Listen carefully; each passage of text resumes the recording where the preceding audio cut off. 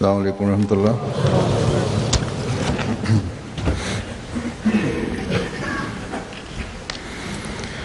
अशहदु अल्ला इलाहा इल्लल्लाह वहदहु ला शरीका लहू वअशहदु अन्ना मुहम्मदन अब्दुहु व रसूलुहु अम्मा बादु फ़अऊज़ु बिल्लाहि मिनश शैतानिर रजीम। बिस्मिल्लाहिर रहमानिर रहीम। अल्हम्दुलिल्लाहि रब्बिल आलमीन अर्रहमानिर रहीम मालिकि यौमिद्दीन इय्याका नअबुदु व इय्याका नस्तईन इहदिनस सिरातल मुस्तक़ीम सिरातल लज़ीना अनअमता अलैहिम गैरिल मग़ज़ूबि अलैहिम वलद्दाल्लीन।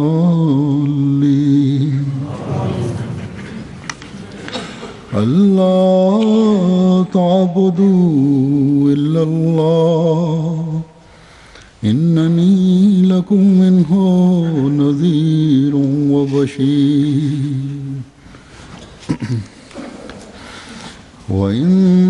वअन इस्तग़फिरू रब्बकुम सुम्मा तूबू इलैहि युमत्तिकुम मताअन हसनन इला अजलिन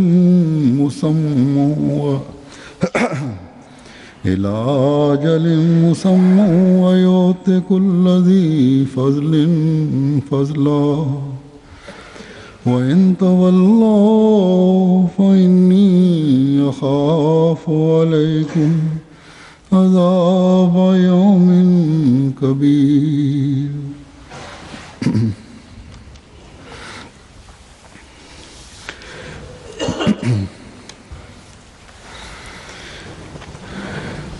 ये सूरह हूद की आयात हैं, 3 और 4 इनका तर्जुमा है। இவை சூரா ஹூதின் 3-4 வசனங்களாகும். இதன் பொருள், நீங்கள் அல்லாஹ்வை அன்றி வேறெதனையும் வணங்காதீர்கள். நிச்சயமாக நான் அவன் புறமிருந்து உங்களை எச்சரிப்பவனாகவும் நற்செய்தி கூறுபவனாகவும் வந்துள்ளேன். மேலும் நீங்கள் உங்கள் இறைவனிடம் பாவ மன்னிப்பு கோரி அவன் பக்கம் திரும்புங்கள். அவ்வாறாயின் அவன் உங்களுக்கு குறிப்பிட்ட ஒரு காலம் வரை அழகிய பொருள்களை வழங்குவான். மேலும் அருளுக்குரிய ஒவ்வொருவருக்கும் தன் அருளை வழங்குவான். பின்னர் நீங்கள் புறக்கணித்து விட்டால் நிச்சயமாக நான் உங்களுக்கு பெரும் தண்டனைக்குரிய ஒரு நாளை குறித்து அஞ்சுகிறேன். आजकल किसी न किसी रंग में तकरीबन हर जगह ही फसाद बरपा है। உலகின் எல்லா இடங்களிலும் ஏதாவது ஒரு வகையில் இன்றைய காலத்தில் குழப்பம் நிலவுகிறது. இது மனிதன் தனது பிறப்பின் அசல் நோக்கத்தை மறந்ததன் விளைவாகும். அதாவது அல்லாஹ்வுக்கு இபாதத் செய்வதில் கவனம் மற்றும் இறை நெருக்கம் பெற முயற்சி செய்தல் ஆகியவற்றை மறந்ததன் காரணத்தால் ஆகும். இறை நெருக்கம் இபாதத் செய்யாமல் கிடைக்க முடியாது. இபாதத் என்றால் என்ன?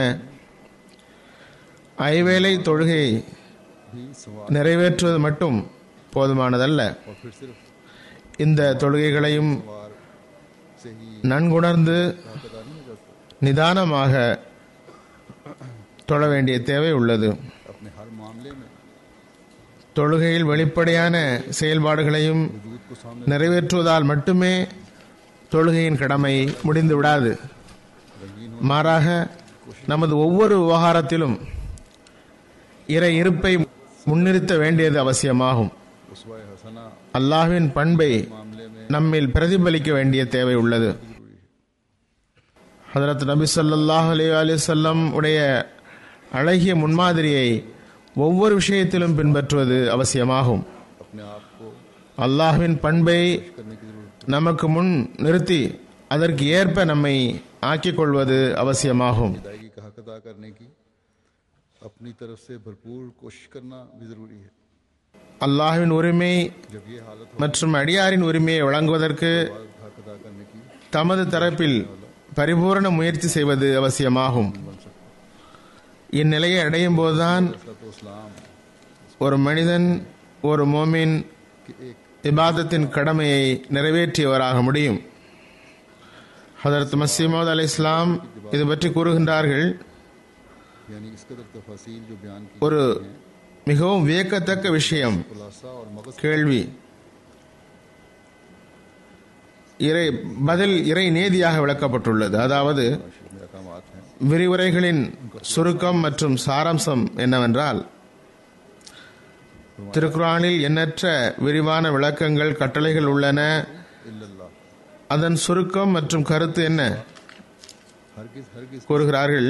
प्रस्तुत न करो அது லா தஅபுது இல்லல்லாஹ், कि इंसान की पैदाइश की இறைவனை தவிர यही इबादत அல்லாஹ்வை தவிர வேறு எவருக்கும் ஒருபோதும் இபாதத் செய்யாதீர்கள். जैसे दूसरी जगह फरमाया है மனித பிறப்பின் குறிக்கோள் இந்த இபாதத்தே ஆகும். அதுவே அடிப்படை நோக்கமாகும். असल में उसको कहते हैं அது பற்றி இன்னொரு இடத்தில் இறைவன் கூறுகின்றான், ஒமா ஹலக்துல் ஜின்ன வல் இன்ஸ இல்லா லியஅபுதூன். दिल की जमीन को இபாதத் என்பது மனிதன் எல்லா வகையான जमीन को மன அழுக்குகளையும் கோணல்களையும் களைந்து உள்ளம் என்ற நிலத்தை ஒரு விவசாயி தன்னுடைய நிலத்தை பக்குவப்படுத்துவது போன்று பக்குவப்படுத்துவதன் பெயராகும்.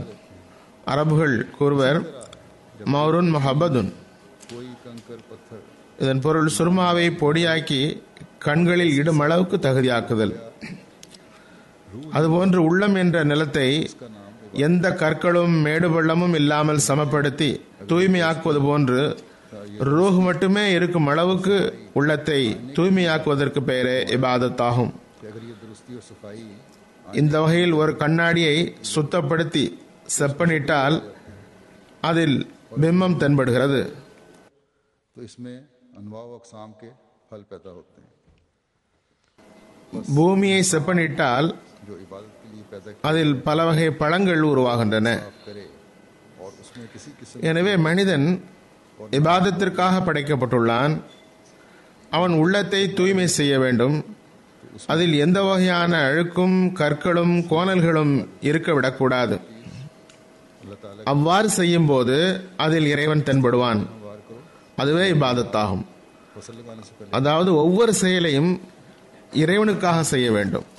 ஒரு விவசாயி நாற்றை நடுமுன் நிலத்தை உழுது சமப்படுத்துவது போன்று, इसमें अपना ஒரு பளபளப்பான கண்ணாடி மின்னுவது போன்று உள்ளத்தை மாற்றும் போது இறைவனின் முகம் தென்படும். जिम्मेदार की जमीन में अच्छी तरह तैयार की गई जमीन में फल लगते हैं, अच्छे फल लगते हैं। நன்றாக உழுது ஆயத்தம் செய்யப்பட்ட பூமியில் பழங்கள் விளைவது போன்று इंसान की रूह में भी உள்ளத்தில் अच्छे फल लगेंगे। மனித ரூஹில் பழங்கள் விளைகின்றன. फिर आप फरमाते हैं कि जब तक நல்ல பழங்கள் விளைகின்றன. कंकर और संगत பிறகு அன்னார் கூறுகின்றார்கள், इन्हें दिल से दूर न कर लो, உள்ளம் என்ற நிலத்திலிருந்து அல்லாஹ் அல்லாதவற்றை விட்டு விலகி கற்களையும் மாசுகளையும் அகற்றாத வரை, கண்ணாடியை போன்று சுத்தமாகவும் சுருமாவை போன்று நுணுக்கமாகவும் ஆக்காதவரை ஓய்ந்துவிடக்கூடாது. தொடர்ந்து முயன்று கொண்டிருக்க வேண்டும். இதுபோன்று தனது நிலையை மாற்றாமல் ஒரு மூமின் ஓய்ந்து அமர்ந்துவிடக்கூடாது. எனவே இக்கால குழப்பங்களிலிருந்து தப்புவதற்கும் இறை அருளை ஈர்ப்பதற்கும் தூய்மையான முறையில் இறைவனுடன் தொடர்பை ஏற்படுத்த வேண்டிய தேவை உள்ளது. பெரும்பாலும் இவ்வாறும் காணப்படுகிறது. மனிதன் நேரடியாக எந்த குழப்பம் அல்லது தீமையில் ஈடுபடாத போதிலும் சுற்றுச்சூழலின் தாக்கம் அவர் மீது ஏற்படுகிறது. அதன் ஒரு பகுதியாக அவர் ஆகிவிடுகிறார். ஏதாவது ஒரு வகையில் அக்குழப்பத்தில் ஈடுபட்டு விடுகிறார். இதனால் கடமையை நிறைவேற்ற முடியாமல் போவது மட்டுமன்றி அவரையும் அறியாமல் அநீதியிலும் பங்குதாரராகி விடுகிறார். இதற்கு பெரும் உதாரணம்தான் சில நாடுகளில் அஹ்மதிகளின் மீது இழைக்கப்படுகின்ற அநீதிகளாகும். சிலர் அஹ்மதியத் குறித்து சிறிது கூட தெரிந்திருப்பதில்லை. அவர்களும் கூட அஹ்மதிகளின் எதிரிகளின் காரணத்தால், குறிப்பாக பாகிஸ்தானில் நாட்டில் உள்ள சட்டத்தின் காரணத்தால் எண்ணற்ற இடங்களில் ஹஜ்ரத் மஸீஹ் மவ்ஊத் அலைஹிஸ்ஸலாம் அவர்களை குறித்து கீழ்த்தரமான வார்த்தைகளை பயன்படுத்துகின்றனர். அத்தகைய மக்களின் இறைவணக்கம் தம்மை அறியாமல் இறைவனுக்காகவன்றி இவ்வுலகவாதிகளின் நெருக்கம் பெறுவதற்காக பயன்படுத்தப்படுகின்றன. வெளிப்படையாக அவர்கள் தொழுகின்றனர், ஆனால் தம்மை அறியாமலே இறைவன் கவனமூட்டியுள்ள நன்மைகளின் பக்கம் முயற்சி செய்யாமல் இருக்கின்றனர். மார்க்கத்தை உலகத்துடன் கலந்து விடும்போது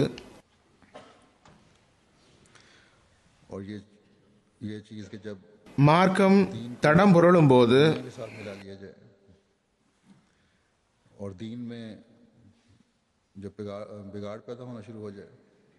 ஹுக்குக்குல்லா ஹுக்குக்குல் இபாத், அல்லாஹ்வின் கடமை, அடியாருக்கு செய்ய வேண்டிய கடமை இரண்டும் சீரழிந்து விடுகின்றன. மார்க்க வரலாற்றில் இந்நிலையே காண கிடைக்கிறது. ஒரு காலம் வரும்போது மார்க்கத்தில் தடுமாற்றம் ஏற்படுகிறது. எனவே இறைவன் சமுதாயங்களில் நபிமார்களின் தொடரை உருவாக்கினான். ஒரு காலம் கழிந்து மார்க்கம் அதன் அசல் நிலையிலிருந்து விலகும் போது, அதன் ரூஹ் முடிந்துவிட தொடங்கும் போது சமுதாயங்களை எச்சரிக்கவும் அவர்களை சரியான மார்க்கத்தின் பக்கம் கொண்டு வருவதற்காகவும் இபாதத்தின் ரூஹை நிலைநாட்டுவதற்காகவும் நபிமார்கள் நேரடியாக இறைவனிடமிருந்து வழிகாட்டல் பெற்று தமது கடமையை ஆற்றினர். இவ்வாறு இறைவன் ஹஜ்ரத் நபி ஸல்லல்லாஹு அலைஹி வஸல்லம் அவர்களை அனுப்பிய போது அவர்கள் மூலமாக முஸ்லிம்களுக்கு இறைவனுக்குரிய இபாதத்தின் வழிமுறைகள் கற்றுத்தரப்பட்டன. ஹஜ்ரத் நபி ஸல்லல்லாஹு அலைஹி வஸல்லம் முழுமை பெற்ற மனிதராக இருந்தனர். இறை பண்பு ஒரு மனிதனிடம் எந்த அளவுக்கு முழுமையாக உருவாக முடியுமோ அந்த அளவுக்கு அவர்களிடம் உருவாகியது. இந்நிலையில் இறைவன் கட்டளையிட்டான், இந்த ரசூல் உங்களுக்கு ஒரு அழகிய முன்மாதிரி ஆவர். இவரை பின்பற்றினால் என்னை அடைவீர்கள். அவர்களது கட்டாய தொழுகைகள் மற்றும் நஃபில் தொழுகைகள் மட்டும் இபாதத் அல்ல, மாறாக அவர்களது ஒவ்வொரு சொல்லும் செயலும் இபாதத்தாக இருந்தது. எனவே இந்த இபாதத்தின் தகுதியை பெறுங்கள். இந்த அன்பிற்குரிய நபி கொண்டு வந்த ஷரியத் கியாமத் வரை முழுமையாகிவிட்டது. எனினும் இறைவனே கூறினான், ஹஜ்ரத் நபி ஸல்லல்லாஹு அலைஹி வஸல்லம் மூலமே சொல்ல வைத்தான். அதாவது நம்மிடமிருந்து எப்போதும் தொடர்ந்து வருகிற ஒரு நடைமுறையாவது, ஒரு காலத்தில் மார்க்கம் அதன் அடிப்படையை விட்டு அகன்று விடும்போது முஸ்லிம்களிடம் குழப்பம் உருவாகும்.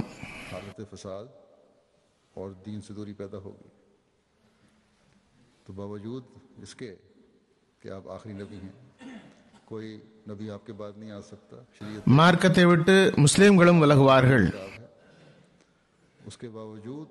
அவர்கள் ஆகிரி நபியாக இருந்தும் அவர்களுக்கு பிறகு ஷரியத்துடன் எந்த நபியும் வர முடியாது என்ற போதிலும்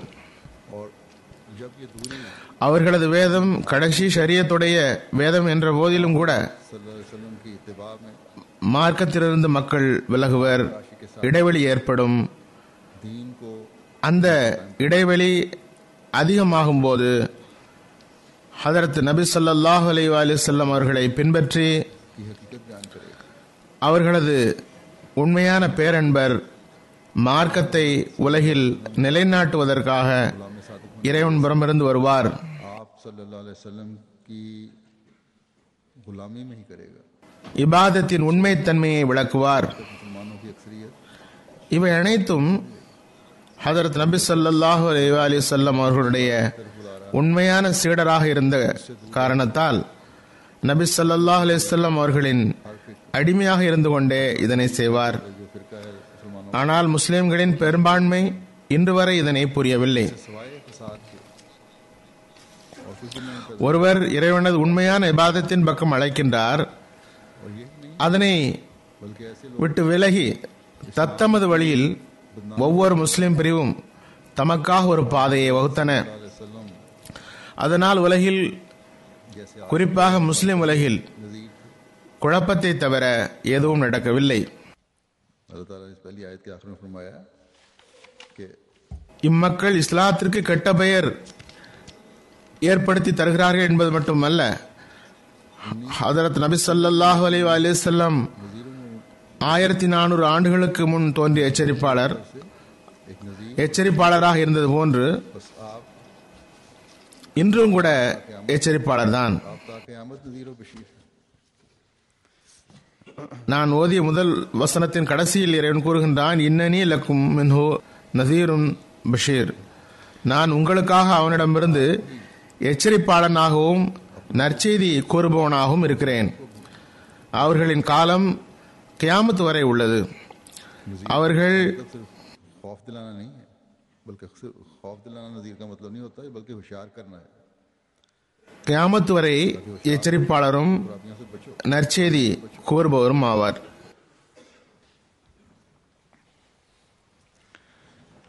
இன்றும் கூட அன்னார் தம்மோரையும் அந்நியரையும் எச்சரிப்பவர் ஆவர். நசீர் என்பதன் பொருள் பயமுறுத்துவது மட்டுமல்ல, மாறாக எச்சரிக்கை செய்வதும் ஆகும். तालीम की हकीकत से दूर हटकर அதாவது எச்சரிக்கையாக இருங்கள், தீமையிலிருந்து விலகுங்கள் என்று கூறுகிறார்கள். அன்னார் இதனையே கூறுகிறார்கள், நான் எச்சரிப்பாளன் ஆவேன். இஸ்லாமிய போதனையிலிருந்து விலகினால் நீங்கள் மார்க்கம் உலகம் ஆகிய இரண்டிலும் நஷ்டமடைவீர்கள். तो फिर நீங்கள் கலிமா சொல்பவர்களாகவும் என் மீது ஈமான் கொண்டவர்களாக இருந்தாலும் சரியே, மார்க்கத்தை முழுமையாக அமல்படுத்தாவிட்டால் அந்த நஷ்டங்கள் உங்களுக்கு ஏற்படும். ये भी है कि अगर इस हकीकत को समझ लोगे, பிறகு இந்த தத்துவத்தை புரிந்து கொண்டால் आखरीन में ஆஹ்ரீன்களிடம் बूस होने वाला भी எழுப்பப்பட இருக்கின்றவரின் போதனைக்கு ஏற்ப अल्लाह ताला का உங்களுக்கு कुर्ब दिलाने के लिए आया. உலகம் மற்றும் ஆகிரத்து நற்செய்தி உண்டு. அவர் அல்லாஹ்வின் நெருக்கம் பெற்று தர வந்துள்ளார்கள். इशारतों में இபாதத்தின் வழிமுறையை கற்றுத்தர வந்துள்ளார்கள். मसीह मौद अलैहिस्सलातु ஹதரத் மஸீமூத் அலைஹிஸ்ஸலாம் ताला के कुर्ब के हुस्न அல்லாஹ்வின் நெருக்கம் பெறும் வழிமுறைகளை பற்றி விளக்குகின்றார்கள். करते हैं. हाँ ஆம், सच है மனிதன் कि इंसान மனத்தை தூய்மைப்படுத்துபவரின் உதவியின்றி के बगैर இப்பாதையை முழுமையாக கடக்க முடியாது என்பது சரிதான். इस सलूक की मंजिल को तय नहीं कर सकता. इसीलिए इसके எனவேதான் इंतजाम के लिए இவ்வழியை எளிதில் கடப்பதற்காக இறைவன் ஹதரத் நபி ஸல்லல்லாஹு அலைஹி வஸல்லம் அவர்களை ஒரு முன்மாதிரியாக ஏற்பாடு செய்தான். सच्चे जानशीन பிறகு நிரந்தரமாக அவரது உண்மையான பிரதிநிதிகளை தொடர செய்தான். மேலும் கூறுகிறார்கள்,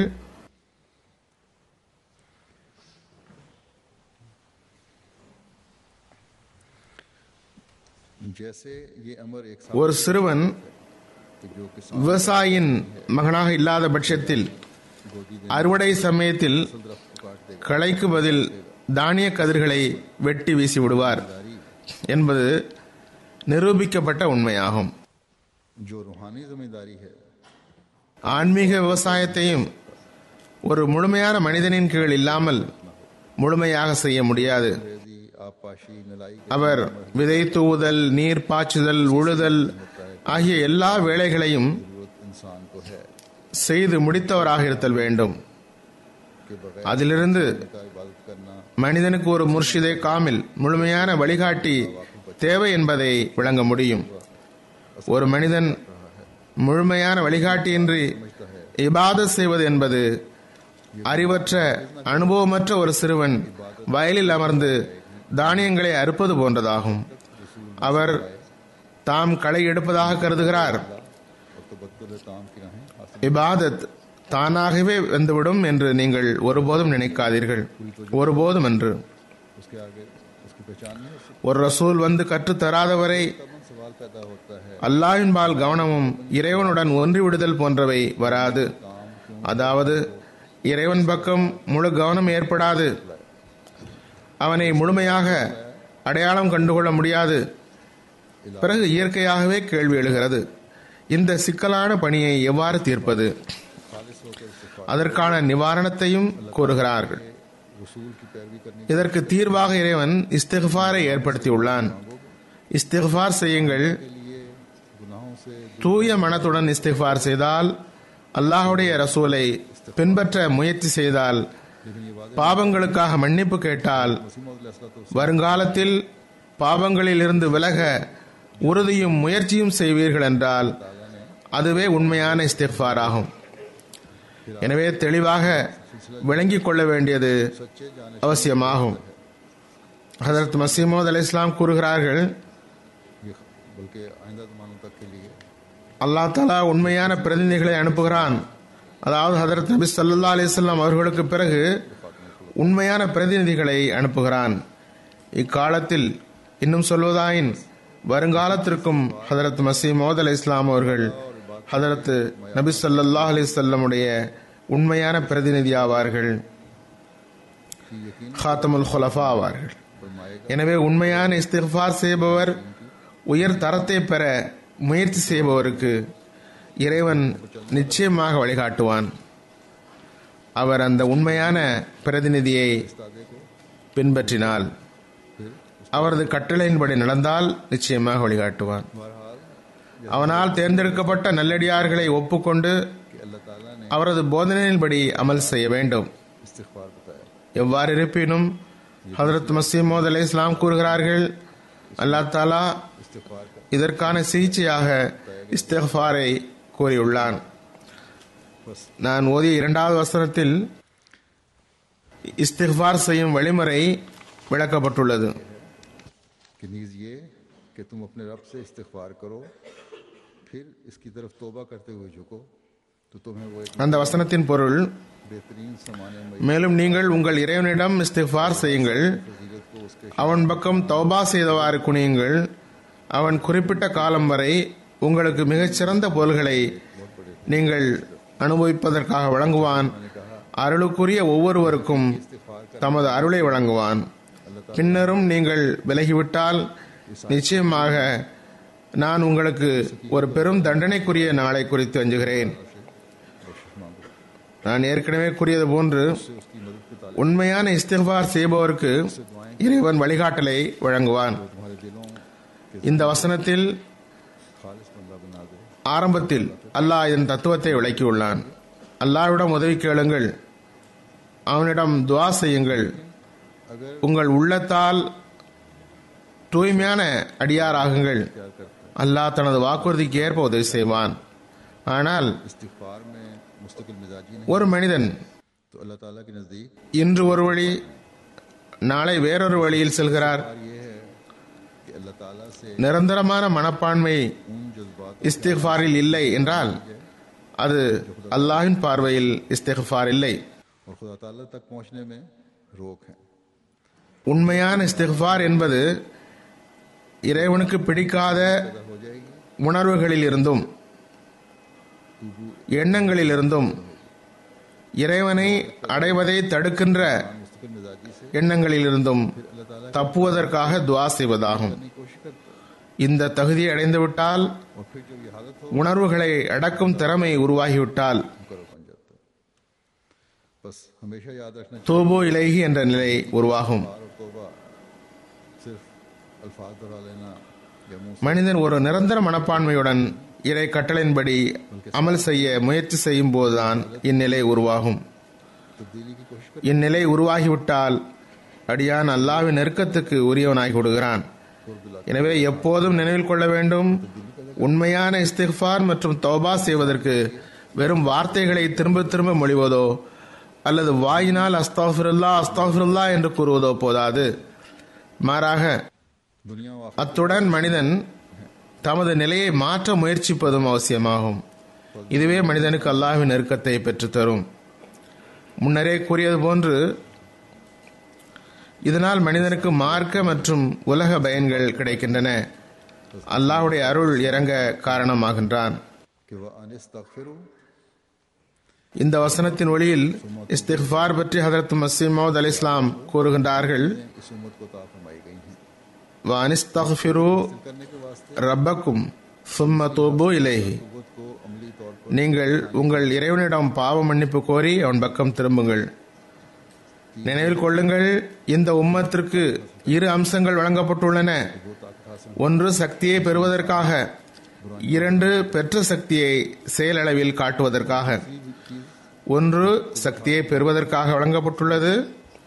இதனால் மனிதன் தீமையிலிருந்து தப்பிக்கலாம். हर कॉल और फेल மற்ற अம்சம் के मुताबिक हो जो अल्लाह ताला சக்தி கிடைத்த பிறகு, ஆற்றல் கிடைத்த பிறகு அதனை செயலில் வெளிப்படுத்துவதற்கு பயன்படுகிறது. மனிதனின் ஒவ்வொரு சொல்லும் செயலும் करने के वास्ते इसके இறைவனின் கட்டளைக்கு ஏற்ப அமைய வேண்டும். जिसको दूसरे लफ्जों में அவை இறை திருப்தியை பெற்று தருபவையாக வேண்டும். தொடர்ந்து கூறுகிறார்கள், சக்தியை பெறுவதற்காகவே இஸ்திக்ஃபார் உள்ளது. उसको दूसरे लफ्जों में नाम இதனை இன்னொரு வார்த்தையில் உதவி கேட்டல் என்றும் கூறலாம். सूफियों அல்லாஹ்விடம் உதவி கேட்டல். ने से मसलन मुगदरों और मुगरियों के उठाने और फेरने से जिस्मानी कुव्वत और ताकत बढ़ती है. சூஃபிகள் எழுதியுள்ளார்கள், உடற்பயிற்சிகளை செய்வதால், உதாரணமாக எடை தூக்குவதாலும் சுழற்றுவதாலும் உடல் பலம் பெறுவது போன்று ஆன்மீக பலத்திற்கான பயிற்சியே இஸ்திக்ஃபார் ஆகும். फरमाया कि इसके साथ रूह को एक कुव्वत मिलती है और दिल அதனால் ரூஹுக்கு ஒரு சக்தி கிடைக்கின்றது. जिसे कुव्वत लेनी मतलूब हो वो इस्तिग़फ़ार करे. உள்ளத்தில் இஸ்திகாமத் உருவாகிறது. எவருக்கு சக்தி வேண்டுமோ அவர் எவருக்கு சக்தி வேண்டுமோ அவர் இஸ்திக்ஃபார் செய்யட்டும். ढांकने और दबाने को कहते हैं. எவர் தனது ஆன்மீக ஆற்றலை அதிகரிக்க வேண்டும் என்று விரும்புகிறாரோ அவர் அதிகம் அதிகம் இஸ்திக்ஃபார் செய்யட்டும். कोशिश करता है கஃபர் என்பது மூடுதல், அமுக்குதல் ஆகியவற்றிற்கு கூறப்படும். இஸ்திக்ஃபார் மூலம் மனிதன் இறைவனை விட்டு தடுக்கின்ற दबाएगा உணர்வுகளையும் எண்ணங்களையும் மூடி அமுக்கிவிட விரும்புகின்றார். இஸ்திக்ஃபார் செய்து வாருங்கள், அதனால் அல்லாஹ்வின் கட்டளைகளுக்கு கட்டுப்படுவதை தடுக்கின்ற, நன்மையிலிருந்து தடுக்கின்ற எண்ணங்கள் அமுக்கப்படுகின்றன. हज़रत मसीह मौला अलैहिस्सलाम திருக்குர்ஆனில் ने फरमाया है இதன் விளக்கம் நூற்றுக்கணக்கான கட்டளைகளில் और नेकी को भी तुम உள்ளன. अहमियत नहीं देते ஹதரத் மஸீஹ் மவ்ஊத் அலைஹிஸ்ஸலாம் तो तुम पूरी ஒரு இடத்தில் கூறுகின்றார்கள், திருக்குர்ஆனில் ஒரு கட்டளைக்கு முக்கியத்துவம் தராவிட்டால் கூட कोशिश के यही நீங்கள் முழுமையாக முயற்சி செய்யவில்லை என்று பொருள். कि जहरीले मवाद जो हमला करके इंसान को हलाक करना चाहते हैं. தொடர்ந்து கூறுகிறார்கள், இஸ்திக்ஃபார் என்பது जहरीले मवाद क्या हैं? மனிதனை அழிக்க விரும்புகின்ற நச்சுத்தன்மை கொண்ட எண்ணங்களை மனிதன் வெல்வதாகும். हुक्म है कुरान करीम में நச்சுத்தன்மை கொண்ட எண்ணங்கள் யாவை? हुक्म है ஷைத்தானின் பல்வேறு நேரங்களிலான தாக்குதல்கள், உலக ஆசைகள், உலக மோகம், அல்லாஹ்வின் விலக்கல் கட்டளை, அதாவது செய்யக்கூடாது என்று தடுக்கப்பட்ட கட்டளைகள், அவற்றிலிருந்து விலகாமல் இருத்தல், இவை அனைத்தும் बदियों से நச்சுத்தன்மை கொண்ட எண்ணங்களாகும். மனிதன் இஸ்திக்ஃபார் செய்யும் போது இந்த தீமையிலிருந்து, माया का खुदा ताला के இந்த நச்சு எண்ணங்களிலிருந்து தப்பிப்பான். लोगों से बचकर उन्हें अमली நன்மைகள் இந்த தீமைகளை வென்றுவிடும். चाहिए. பிறகு கூறுகிறார்கள், अल्लाह ताला இறை கட்டளைகளை इंसान में दो किस्म எல்லா தடைகளையும் கடந்து செயலளவில் செய்து காட்டுதல் வேண்டும். एक समी वादा है ஒரு விஷயத்தை நினைவில் கொள்ளுங்கள், மனிதனிடம் அல்லாஹ் இரு வகை மூலப்பொருள்களை வைத்துள்ளான். इल्म आता है जिसकी तरगीब देने ஒன்று उसको நச்சுத்தன்மை கொண்டது. जो दिलाने वाला இதனை தூண்டுபவன் ஷைத்தானாவான். ये जहरीला मादा है। और दूसरा तरियाकी मादा है, इलाज करने का मादा है। அதிலிருந்து பயன் उनका इलाज के அடைபவன் அதை பயன்படுத்துபவன் ஷைத்தானாவான். और ये दोनों இரண்டாவது விஷமுறிவு மூலப்பொருள் ஆகும். जहरीला मादा भी और तरियाकी मादा भी। நிவாரணம் தரும் மூலப்பொருளாகும். இந்த இரண்டும் மனிதனுக்குள் உள்ளது. अंदर मौजूद हैं और अच्छाइयाँ भी इंसान के தீமையும் மனிதனுக்குள் உள்ளது, நன்மையும் மனிதனுக்குள் உள்ளது. से बुराइयों को नहीं दबाओगे, नेकियों से बुराइयों को नहीं दबाओगे, நன்மைகளால் தீமைகளை அமுக்காவிட்டால், गफरान के नीचे उसकी मदद பாவங்களுக்கு மன்னிப்பு வழங்குபவனாகிய तो वो बुराइयाँ அல்லாஹ்வின் பாதுகாப்பின் கீழ் வராவிட்டால் அந்த தீமைகள் माया ஆதிக்கம் பெற்றுவிடும். इंसान तकब्बुर करता है, கூறுகிறார்கள், மனிதன் தற்பெருமை கொள்கிறான், தன்னை ஒரு பொருட்டாக கருதுகின்றான். விஷமுறிவு பொருளிலிருந்து உதவி பெறவில்லை என்றால் நச்சுத்தன்மை கொண்ட சக்தி மிகைக்கிறது. दिलों पे कब्जा करने वाली चीज है, இஸ்திக்ஃபார் செய்யாவிட்டால் जो इस्तिग़फ़ार से भी रोकती है। உள்ளத்தை ஆதிக்கம் செலுத்துகிற தற்பெருமை பிறகு இஸ்திக்ஃபார் செய்வதிலிருந்தும் தடுத்து விடுகிறது. और जो तरिया மனிதன் பெருமை கொண்டு தன்னை ஒரு பொருட்டாக கருதும் போது விஷ முறிவு பொருளாகிய இஸ்திக்ஃபாரில் இருந்து உதவி பெறாத போது நச்சுத்தன்மை மனிதனிடம் ஆதிக்கம் செலுத்தி விடுகிறது. लेकिन जब अपने तई ज़लीलो हकीर समझता மனிதன் தன்னை தாழ்வாக நினைக்கும் போது ஹஜ்ரத் மஸீஹ் அலைஹிஸ்ஸலாம் கூறுகிறார்கள், அம்மனிதன் தன்னை தாழ்வாக நினைக்கும் போது தனக்கு இறை உதவி தேவை என்று உணர்கிறார். அப்போது அல்லாஹ்வின் புறமிருந்து ஒரு ஊற்று உருவாகிறது. है और यही इस्तिग़फ़ार के मानी। அதனால் அவனது ரூஹ் உருகி வழிகிறது. இதுவே இஸ்திக்ஃபார் என்பதன் பொருளாகும். बस ये रूह उदास होना हकीकी इस्तिग़फ़ार क्या है? ஆக ரூஹ் உருகி விடுவதுதான் உண்மையான இஸ்திக்ஃபார் ஆகும். और ये ரூஹ் रूह उदास होना உருகி விடுதல் என்பது வெறும் வாயளவிலான இஸ்திக்ஃபார் அல்ல, बल्कि दिल से एक जोश की सूरत में மாறாக உள்ளத்திலிருந்து इस्तिग़फ़ार है। ஓர் உத்வேகத்துடன் வெளிப்பட வேண்டும். அதுவே இஸ்திக்ஃபார் ஆகும். फिर आँख की பிறகு அது रहती है अल्लाह ताला के हुज़ूर झुकते हुए, கண்ணீரின் வடிவில் तो ये फिर இறைவன் முன் சிந்தும் போது पैदा करती है तब्दीली। பிறகு அதுதான் மனிதனிடம் ஒரு புரட்சியை உருவாக்கும்.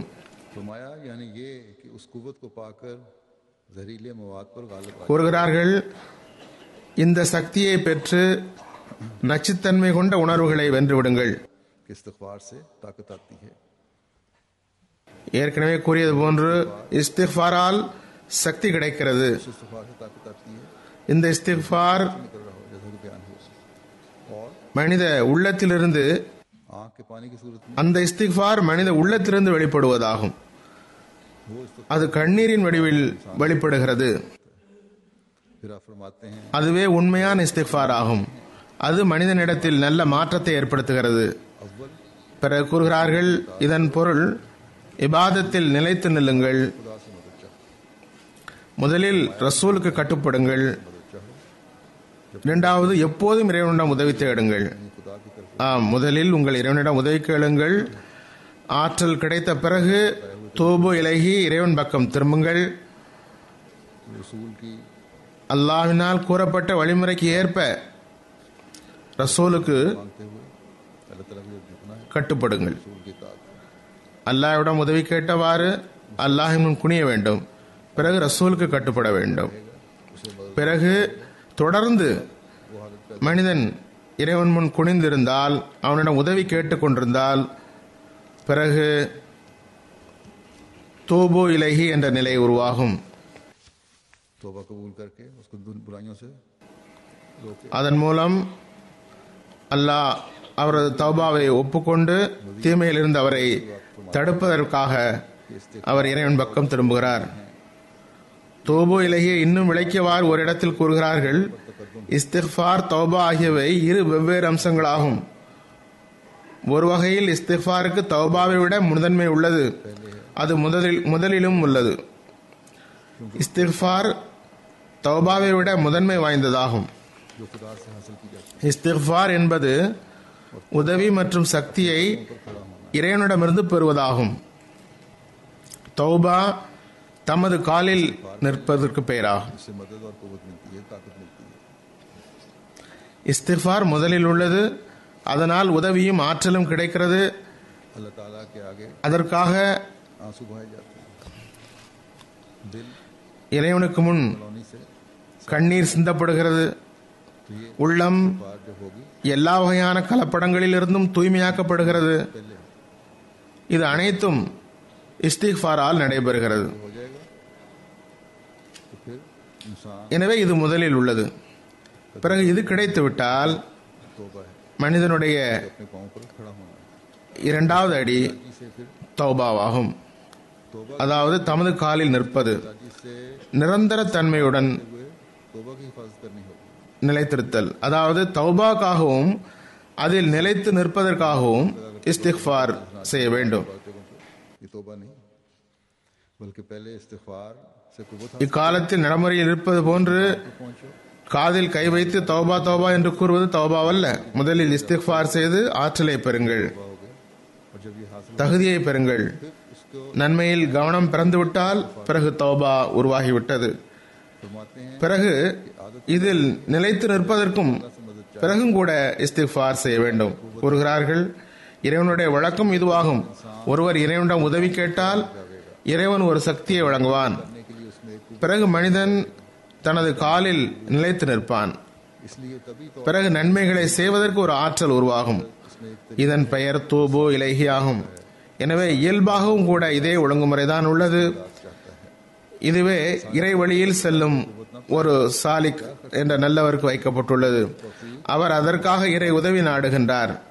अगर इस्तिग़फ़ार ना हो நல்லவர் याद रखो, சாலிக் இறைவனிடம் சக்தியை பெறாதவரை என்ன செய்ய போகிறார்? इस्तिग़फ़ार करोगे தௌபா என்ற வாய்ப்பே இஸ்திக்ஃபாருக்கு பிறகுதான் கிடைக்கிறது.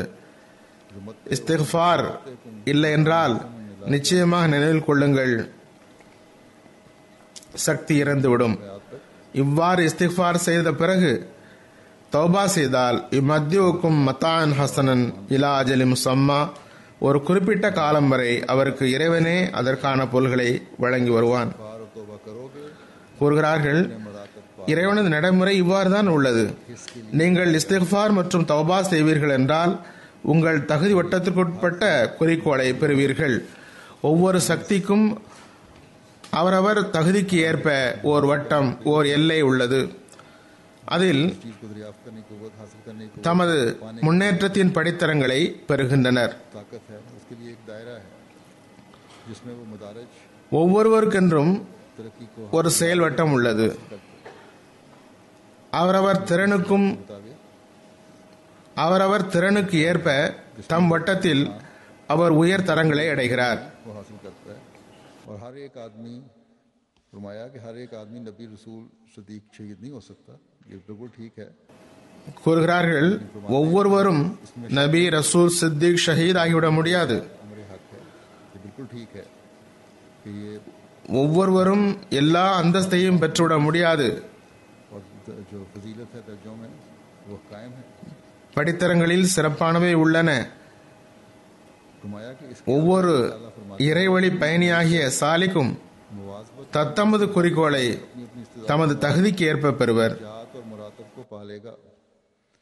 यानी इन कामों में जो अल्लाह ताला ने बताए हैं अगर मुस्तकिल मिजाजी से लगा रहेगा ஒருவர் நிரந்தர தன்மையும் முயற்சியும் तो कोशिश करते चले जाना செய்து வரும்போது ना मुस्तकिल मिजाजी இந்த வேளைகளில் तो हर தமது திறமைக்கு ஏற்ப जो भी படித்தரத்தை பெறுவார்.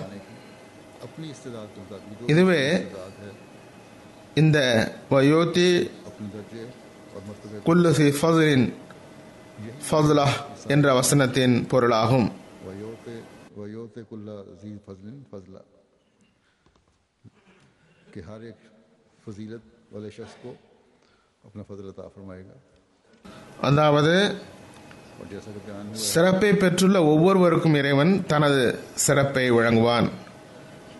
எனவே விளக்கப்பட்டது போன்று दीनी बरकत हर एक को इस ज़माने में मिलती है. रूहानी बरकत इस ज़माने में இக்காலத்தில் மார்க்க பரக்கத்துகள், और अगले जहाँ ஆன்மீக பரக்கத்துகள் की फजीलत की वजह से இக்காலத்திலும் கிடைக்கின்றன, மறு உலகிலும் அவனது அருளின் காரணத்தால் கிடைக்கின்றன. फिर आप फरमाते हैं कि लेकिन अगर ज़ियादत लेकर आया है तो खुदा ताला इस मुजाहिदे में பிறகு கூறுகிறார்கள், எவர் அதிகம் கொண்டு வருவாரோ அவருக்கு இறைவனும் அதிகம் வழங்குவான். वो फजल भी साथ चल रहा है. யாருக்கு எவ்வளவு தர வேண்டும் என்பதும் அவனது அருளே அல்லவா, ताकत देना चाहता है. அவனது அந்த அருளும் கூடவே செல்கிறது. அல்லாஹ் தனது அருளால் அளவற்ற முறையில் அதிகமாக்கி தர விரும்பினால் இந்த இஸ்திக்ஃபார் மற்றும் தௌபாவினால் அதிகமாக்கியும் தருவான். शर्त यही है कि मुजाहिदा हो, इस्तिग़फ़ार हो, तौबा हो, फिर बढ़ाएगा अल्लाह ताला. இந்த முயற்சியின் காரணத்தால் செய்வான். और अपने फजल को पाने ஆனால் முதல் நிபந்தனை தௌபா இஸ்திக்ஃபார் இருக்க வேண்டும், முயற்சி இருக்க வேண்டும். பிறகு அல்லாஹ் அதை வளர்ப்பான். கூறுகிறார்கள், இயல்பாக அவரவருக்குரிய உரிமையை ஒவ்வொருவரும் பெறுவர். அதிகம் வழங்குவது இறைவன் அரசனாக இருப்பதால் நடைபெறும். वजह से अपने फजल को बढ़ाकर जितना मर्जी चाहे दे सकते. மனிதனுடைய உழைப்பினால் மட்டுமல்ல, அவன் எவ்வளவு விரும்பினாலும் தர முடியும். எவ்வாறு இருப்பினும் अल्लाह ताला इस्तिग़फ़ार करने वाले அல்லாஹ் இஸ்திக்ஃபார் செய்பவருக்கு, முயற்சி செய்பவர்களுக்கு தனது அருளை வழங்குகிறான். फरमाया कि ज़िल फजल की इजाफत இறைவன் தடுத்து வைப்பதில்லை. ये है कि खुदा ताला महरूम न रखेगा. மேலும் சிலர் கூறுகிறார்கள், कि मियाँ हमने वली बनना है. நாம் வலியாக வேண்டும். அத்தகையோர் கூறுகிறார்கள், जो ऐसा कहते हैं वो दनी उत्तबा काफिर हैं. பாவம் செய்பவர் காஃபிராவார். इंसान को मुनासिब மனிதன் இயற்கை சட்டத்தை கைக்கொண்டு பணி செய்ய வேண்டும். ताला ने कानून बनाया हुआ है. அதுவே மனிதனுக்கு பொருத்தமானதாகும். இஸ்திக்ஃபார் தௌபாவுடைய வாசலை திறந்து வைத்துள்ளான், சட்டத்தையும் ஏற்படுத்தியுள்ளான். எனவே அதனை பயன்படுத்துங்கள், முயற்சியும் செய்ய வேண்டும். को उसके दर्जे के मुताबिक நீங்கள் முயற்சி செய்யுங்கள். அதுபோக அல்லாஹ்வுடைய அருள் உள்ளது. அது ஒவ்வொருவரின் தகுதி திறமைக்கு ஏற்ப வழங்கப்படுகிறது. इल्मी और रूहानी बातों को இந்த அறிவு சார்ந்த जो बहस थी ஆன்மீக கருத்துக்களுடன் ஹஜரத் மஸீமூத் அலைஹிஸ்ஸலாமுடைய சபைகளில் நடைபெற்ற சில உரையாடல்களை குறித்து விளக்குகின்றேன். ஹஜரத் மஸீமூத் அலைஹிஸ்ஸலாம் உடைய மஜ்லிஸில் மக்கள் என்ன கேள்விகளை எழுப்பினர், அத்தகைய மஜ்லிஸ்களில் அன்னார் இஸ்திக்ஃபாரின் முக்கியத்துவத்தை எவ்வாறு தெளிவுபடுத்தினார்கள் என்று பார்ப்போம். ரிவாயத்தில் வருகிறது, ஒருவர் கேட்டார், நான் என்ன வசீஃபாவை ஓதி வர வேண்டும்? அக்காலத்தில் மக்களிடம் வசீஃபா கேட்டு ஓதி வருவதில் ஒரு ஆர்வம் இருந்தது. அன்னார் கூறினார்கள், இஸ்திக்ஃபார் அதிகமாக படியுங்கள். மனிதனுக்கு இரு நிலைகளே உள்ளன. ஒன்று பாவம் செய்யாமல் இருப்பது, அல்லது பாவத்தின் தீய விளைவிலிருந்து தப்பிப்பது. दो इंसान की हालतें हैं. ஒன்று பாவம் செய்யாமல் இருக்க வேண்டும். பாவம் ஏற்பட்டு விட்டால் को एहसास हो गया है तो अल्लाह ताला उस गुनाह के बद अंजाम से इंसान को बचाए. தான் செய்த பாவத்தை அவர் உணர்ந்து விட்டால் மனிதன் அதன் தீய விளைவிலிருந்து அல்லாஹ்விடம் பாதுகாப்பு தேட வேண்டும். எனவே இஸ்திக்ஃபார் படிக்கும் போது दोनों मानों का लिहाज रखते இந்த இரு பொருள்களையும் கவனத்தில் கொள்ள வேண்டும் என்று கூறியுள்ளார்கள். इंसान गुनाह से बचने இது மிகப்பெரிய ஒரு வசீஃபாவாகும். இஸ்திக்ஃபார் படிக்கும்போது இந்த இரு பொருள்களையும் கவனத்தில் கொள்ள வேண்டும். ஒன்று, மனிதன் பாவம் செய்யாமல் இருக்க துஆ செய்கிறார். இரண்டு, பாவம் நிகழ்ந்து விட்டால் அதன் தீய தாக்கம் ஏற்படாமல் இருக்க துஆ செய்கின்றார். கூறினார்கள், ஒன்று, கடந்த காலத்தின் பாவங்களுக்கு திரையிட விரும்ப வேண்டும். இரண்டு, வருங்காலத்தில் பாவத்திலிருந்து தப்பிப்பதற்கு வாய்ப்பை விரும்ப வேண்டும். இஸ்திக்ஃபார் என்பது வெறும் நாவினால் உருவாகாது, மாறாக உள்ளத்தால் உருவாக வேண்டும். தொழுகையிலும் உங்கள் மொழியில் துஆ கேளுங்கள், இது அவசியமாகும். फिर एक मजलिस में एक शख्स எனவே இது இஸ்திக்ஃபாரின் நோக்கமாகும். அதாவது பாவங்களுக்கு மன்னிப்பு, பாவங்களிலிருந்து தப்பித்தல், பாவங்கள் பற்றி விபரம் அறிய இறை கட்டளைகளை திருக்குர்ஆனில் ஆய்வு செய்வது ஆகியவை அவசியமாகும். उन्होंने उसको பிறகு ஒரு மஜ்லிஸில் ஒரு மனிதர் வந்தார். மௌலவி அப்துல் கரீம் சாப் ரஸியல்லாஹு அன்ஹு அவர்களும் இருந்தார்கள். அவர்களுக்கு தெரிந்தவர். அவர்களை வந்து அந்த மனிதர் சந்தித்ததும் அவர்கள் ஹஜரத் மஸீமூத் அலைஹிஸ்ஸலாமிடம் அவரை அறிமுகம் செய்து வைத்தார்கள். அம்மனிதர் பெரும் பீர்களை சந்தித்துவிட்டு பல சிரமங்களை மேற்கொண்டு வந்தவர். ஹதரத் மசீமது அலைஹிஸ்ஸலாம் அம்மனிதரிடம், थोड़े दिन रहकर फिर चला आता। சரி, நீங்கள் என்ன சொல்ல நினைக்கிறீர்கள், சொல்லுங்கள் என்றார்கள். அவர் கூறினார், ஹுசூர், गीबत करने का ऐब है। நான் பல பீர்களை சந்தித்துள்ளேன். சில பலகீனங்கள் என்னிடம் இருந்தன. நான் எந்த பீரிடம் சென்றாலும் சில நாட்களில் அவரை விட்டு சென்று விடுகின்றேன். அவர் மீது நம்பிக்கை இல்லாமல் போய்விடுகிறது.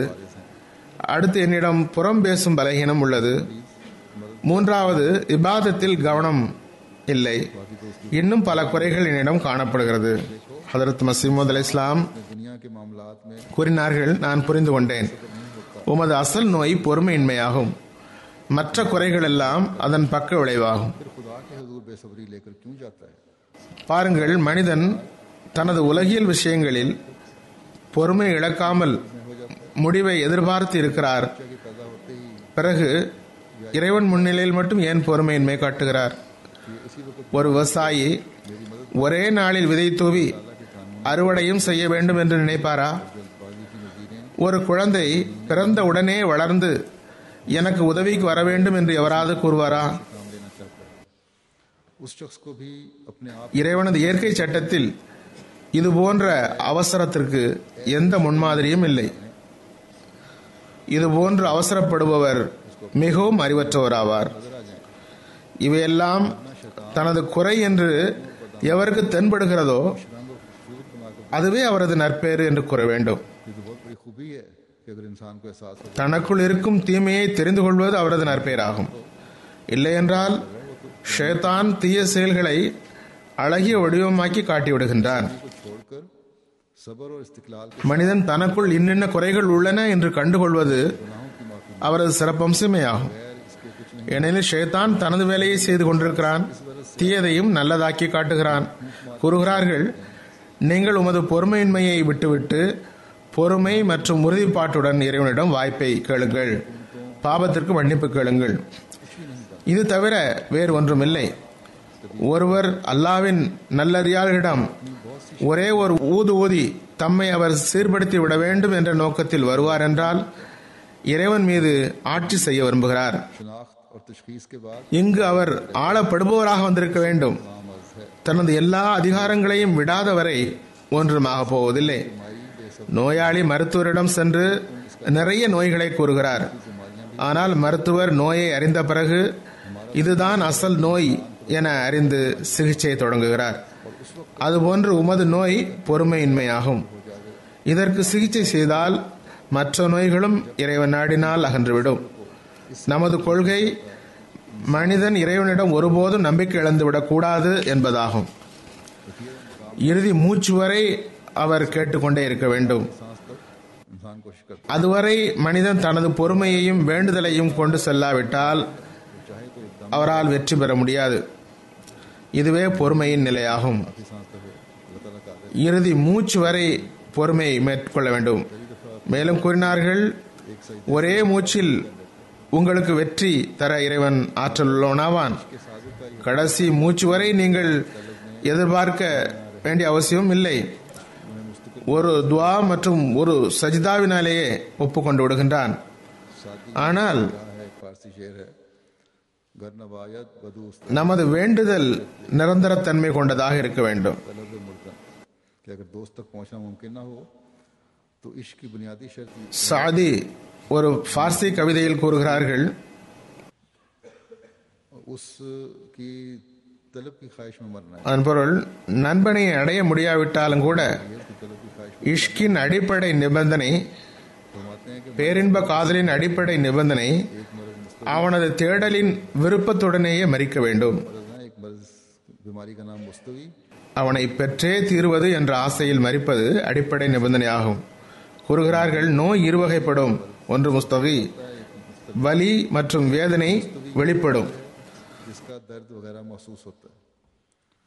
जब दर्द हो रही हो, बहुत ज़्यादा हो, जाहिर हो जाए, वो मुस्तवी कहलाता है।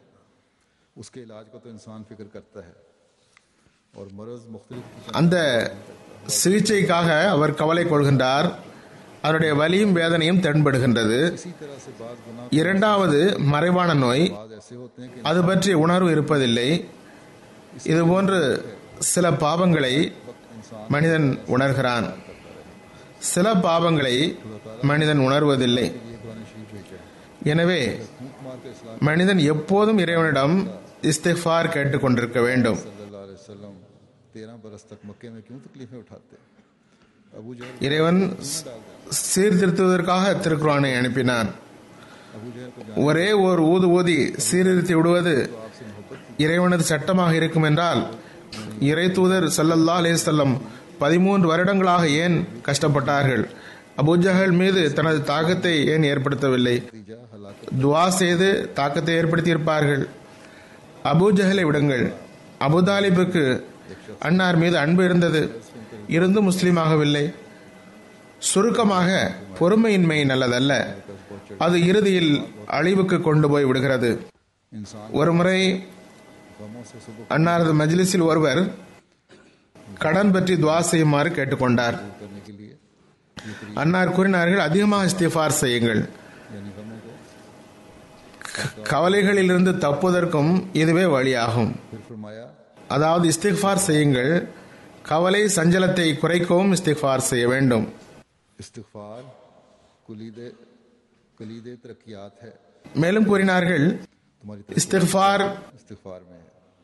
बस ये याद रखना चाहिए कि ये इस्तिग़फ़ार तरक्कियात को முன்னேற்றத்தின் சாவியாகும். खोलेंगे। அதாவது वैसी इस्तिग़फ़ार உங்கள் வெற்றியின் சாவி இஸ்திஃபாரில் தான் உள்ளது. इंसान को எந்த இஸ்திஃபார் வெற்றியை தரும் என்பது பற்றி முதலில் ये कहने पर கூறப்பட்டுவிட்டது, நினைவில் கொள்ள வேண்டும். அதனை மனிதன் எவ்வாறு தூய்மையான முறையில் இறைவன் முன் குனிய வேண்டும் என்று கூறப்பட்டது. हो जाते हैं। ஒரு மனிதர் எனக்கு குழந்தை வேண்டும், துவா செய்யுங்கள் என்று கூறிய போது ஹதரத் மஸீஹ் மவ்ஊத் அலைஹிஸ்ஸலாம் கூறினார்கள், இஸ்திக்ஃபார் அதிகமாக செய்யுங்கள், ताला पर कामल இதனால் பாவங்கள் மன்னிக்கப்படுகின்றன, அல்லாஹ் சந்ததிகளை வழங்குகின்றான். நினைவில் கொள்ளுங்கள், உறுதி பெரிய விஷயமாகும். एक मौके पर இஸ்திக்ஃபார் செய்கிறீர்கள், इंसान को कमजोर இறைவன் மீது உறுதியும் கொள்ள வேண்டும். इस्तिग़फ़ार बहुत पढ़ना चाहिए। யகீன் முழுமையாக இருந்தால் बचने से इस्तिग़फ़ार இறைவனே வந்து உதவி செய்கின்றான். जैसा कि एक कैदी ஒரு சமயத்தில் கூறினார்கள், कैद से आज़ाद करा लेता है। மனிதன் பலகீனத்திலிருந்து தப்புவதற்கு அதிகமாக இஸ்திக்ஃபார் செய்ய வேண்டும். मौके पर नसीहत करते हुए பாவத்தின் தண்டனையிலிருந்து தப்புவதற்கு இஸ்திக்ஃபார் செய்வது என்பது लोगों पर ஒரு கைதி मार होती है। அபராதம் செலுத்தி தன்னை விடுவித்துக் கொள்வது போன்றது. मैं यामल मिस्काल ज़र्रा ஒரு சந்தர்ப்பத்தில் போதனை செய்தவாறு கூறினார்கள், कि तौबा और சிலர் அதிகமாக துக்கத்தில் மூழ்கியுள்ளனர், कि ऐसा ना हो அது அவர்களது தவறுகளின் விளைவாகும். और खुदा மையாமல் மிஸ்கால சர்ரத்தின் जब खुदा ताला ஷர்ரையரா, ஒரு அணுவளவு தீமை செய்தாலும் அதனை கண்டுகொள்வார். आमतौर पर மனிதன் இஸ்திக்ஃபாரில் மூழ்கி இருப்பது அவசியமாகும்.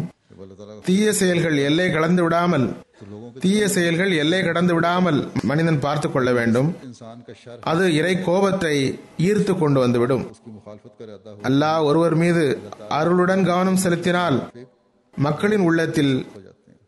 அன்பை போடுகின்றான். अल्लाह ताला எப்போது மனிதன் தீமை எல்லை கடந்து விடுமோ அப்போது வானத்தில் அவர் மீது எதிர்ப்பு உருவானதுமே அல்லாஹ் தாலாவின் விருப்பத்திற்கு ஏற்ப மக்களின் உள்ளமும் கடினமாகி விடுகிறது. इस्तिग़फ़ार के साथ खुदा ताला के आस्ताने को இறைவன் बना लेता है இவர் மீது கவனம் செலுத்தப் போவதில்லை, तो अंदर ही அருள் செய்ய போவதில்லை என்று முடிவு செய்துவிட்டால் पता भी नहीं लगता। அவருக்காக மக்களின் உள்ளமும் கடினமாகி விடுகிறது. அவர் துஆ இஸ்திக்ஃபாருடன் இறை சன்னிதானத்தில் விழுந்து துடிக்கும் போது உள்ளுக்குள்ளேயே மக்களிடம் கருணை உருவாகிறது. எவருக்கும் தெரியாமல் அவர் மீது அன்பு மக்களின் உள்ளத்தில் விதைக்கப்படுகிறது. மனித உள்ளம் கடினப்பட்டு விட்டால் इस्तिग़फ़ार को அல்லாஹ்வுடைய அருளுக்கு வாரிசாகவில்லை என்றால் नतीजे में लोगों அவருடன் இறைவன் அதிருப்தியை வெளிப்படுத்துகின்றான் என்றால் அதன் பிறகு அவர் இஸ்திக்ஃபார் செய்தாரெனில், தௌபா செய்தாரெனில் இறைவன் ஒப்புக்கொள்கின்றான். அதன் விளைவாக மக்களுடைய உள்ளத்தில் அவர் மீது கருணை உருவாகிறது. की बदाम கூறுகிறார்கள், அவர் மீது அன்பு மக்களின் உள்ளத்தில் விதைக்கப்படுகிறது. எனவே தௌபா இஸ்திக்ஃபார் சற்றும் தவறிழைக்காத மிகச்சிறந்த மருந்தாகும். இன்று இந்த உலகவாதிகளின் தீய செயல்கள் अवाम की नज़र में பல்வேறு நாடுகளில் मखलूक हो பெரும் குழப்பத்தை ஏற்படுத்தியுள்ளது. और जो अपने ख्याल में தம்மை பொதுமக்களின் நன்மதிப்பை பெற்றவராக கருதிய தலைவர்களெல்லாம் மக்களின் பார்வையில் மிக மோசமானவராகிவிட்டனர். आसार ऐसे जाहिर தமது கருத்தின்படி कि தமக்கு நன்மதிப்பு, மக்கள் தம் மீது பிரியம் வைத்துள்ளார்கள் என்று நினைத்தனர். पैदा हुआ हुआ है उसके ஆனால் நிகழ்ந்தவை அரசுகளை மாற்றிவிட்டன. फसाद पैदा होने இது இன்னும் அதிகமான குழப்பத்தை दुआ करनी ஏற்படுத்திவிட்டது. दुनिया को फसादों से बचाए. बस इस्तिग़फ़ार जहां अल्लाह ताला வருங்காலத்தில் என்ன குழப்பம் ஏற்பட உள்ளது என்று இறைவனே நன்கறிவான். எனவே மிக அதிகமாக துஆ செய்ய வேண்டும்.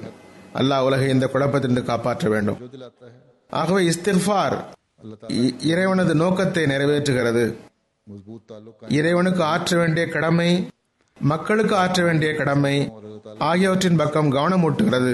चाहता है அல்லாஹ்வினால் அனுப்பப்பட்டோருடன் உறுதியான தொடர்பை ஏற்படுத்துகிறது. के रास्ते हैं காலத்தின் குழப்பம், இறை கோபம் ஆகியவற்றிடமிருந்து பாதுகாக்கிறது. जरूरतों को पूरा करने அல்லாஹ்வின் நெருக்கம் பெரும் வழிகளில் நடத்தி செல்கிறது. அதனால் இம்மையும் மறுமையும் கிடைக்கின்றது. அதே வேளையில் மனிதனின் சொந்த தேவைகளை நிறைவேற்றவும் சொந்த பிரச்சனைகளை அகற்றவும் காரணமாக உள்ளது. நான் ஏற்கனவே நிறைய சம்பவங்களை ஹதரத் மஸீஹ் அலைஹிஸ்ஸலாம் செய்த போதனைகளை கூறியுள்ளேன். அல்லாஹ்வுடைய ஏராளமான எண்ணற்ற அருள்களுக்கும் மனிதன் இஸ்திக்ஃபாரினால் வாரிசாகின்றான். அல்லாஹ் அஹ்மதிகள் மீது அருள் புரிந்துள்ளான். நாம் இக்காலத்தின் இமாமை ஏற்றுள்ளோம். அவர் நமக்கு இபாதத்துகள் மற்றும் அவனது நெருக்கம் ஆகியவற்றை பெறுவதற்கு வழிகாட்டியுள்ளார்கள். ஆனால் அதிலிருந்து உண்மையான பயனடையும் நாம் ஒரு நிரந்தர தன்மையுடன் இஸ்திக்ஃபார் செய்ய வேண்டிய தேவை உள்ளது. हम सबको इसकी तौफीक अता இதனை ஒவ்வொரு அஹ்மதியும் தமது உயிர் ஆசையாக கொள்ள வேண்டும். அல்லாஹ் நம் அனைவருக்கும் இதற்கு வாய்ப்பளிப்பானாக. अल्हम्दुलिल्लाह नहमदुहु व नस्तईनुहु व नस्तगफिरुहु व नुमिनु बिही व नतवक्कलु अलैहि व नऊज़ु बिल्लाहि मिन शुरूरि अनफुसिना व मिन सय्यिआति अमालिना من يهده الله فلا مضل له ومن يضلل فلا هادي له ونشهد أن لا إله إلا الله ونشهد أن محمدا عبده ورسوله عباد الله رحمكم الله إن الله يأمر بالعدل والإحسان وإيتاء ذي القربى وينهى عن الفحشاء والمنكر والبغي يعظكم لعلكم تذكرون اذكروا الله يذكركم وادعوه يستجب لكم ولذكر الله أكبر.